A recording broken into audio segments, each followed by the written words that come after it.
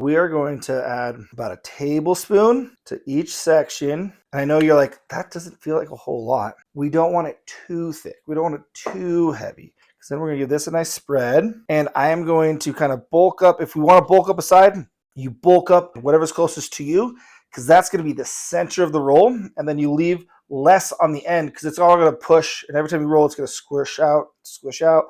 So as you get closer to the end, you want less filling down here, more filling here. It is looking absolutely divine. We got our 3 little sections, and now we're just going to roll it on up. The dough's warmed up a little bit. It's starting to get a little sticky, so you want to make sure that it's able to pull off and it doesn't tear. That's why the flour was so important there at the beginning. Now, we're just going to roll ever so gently. We're going to get down to here. We're going to kind of tuck in all of our little cheesy deliciousness here. We're going to tuck that in. And all we're going to do is we're going to take water. We're just going to brush this with water. You can use an egg wash.